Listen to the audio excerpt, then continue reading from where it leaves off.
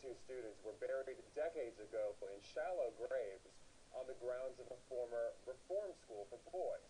Joining us live on the phone right now from Miami is a senior producer for CNN, Rich Phillips, who is following that story. All right, Rich, give us a little background on all this. How long was it known that these bodies were there, and how did they get there?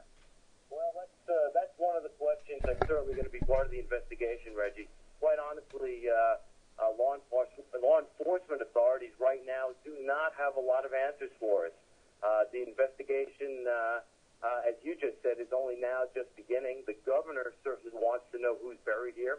He wants the Florida Department of Law Enforcement to determine who owned the property way back when and determine the identities of those remains and obviously to determine if any crimes were committed and who committed them. Why is it taking so long to reveal these facts? I mean, we're talking about something that happened decades ago, right? Yeah, exactly. We're talking about some activity that happened in the 1950s into the 1960s. It's a long time ago, certainly.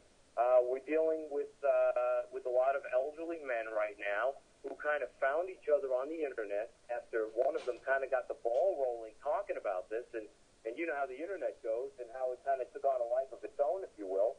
And they got together and they petitioned the governor. They spoke to him, and they obviously made their case.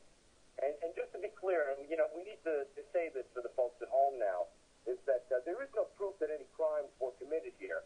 You know, we've got some allegations that are being made by these men, and that of course, as you said earlier, that they were regularly beaten and tortured by guards at this facility when it was called the Florida School for Boys way back when. So, you know, the investigation is only beginning now, and, we'll see what happens because we really don't know who's in those graves. The Florida School for Boys had another name. It was called the White House by the boys who were sent there because it was made of the white concrete, as we've been watching in these pictures. My question is, how many of these boys are now still around? How many of them are talking to reporters and investigators at this point? Well, right now, I can tell you there's at least a half a dozen. I had an opportunity to speak with them on the telephone yesterday. In fact, we're on the road right now. We're putting together a television piece that I'm sure CNN.com will be running along with CNN's American Morning in the Thursday-Friday time frame. We're going to be sitting down and talking with these gentlemen, but the claims that they make, Reggie, when I tell you that they're chilling, they are just chilling, and that's probably the only way to describe it.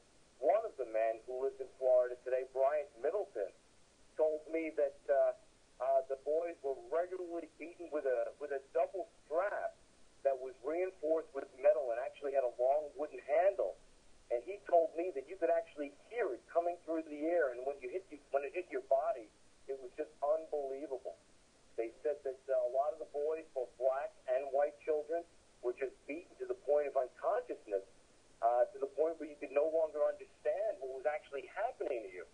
I mean, the stories were just incredible, and essentially, you know, the claims that they're making, you know, we can't lose sight of this, is that people disappeared, kids disappeared. Yeah, I guess that's my other question, because if you have these 32 people who disappeared and who may still be there actually at that site, where were the mothers and fathers and brothers and sisters? Where were they? Why weren't they asking questions about where their sons had gone?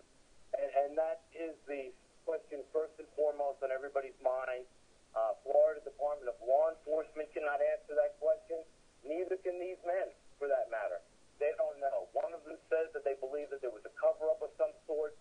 But one thing that I can tell you is that they all honestly believe that the bodies of at least 32 of those boys are buried there. And they say it could even be more. There could be multiple bodies in multiple graves there.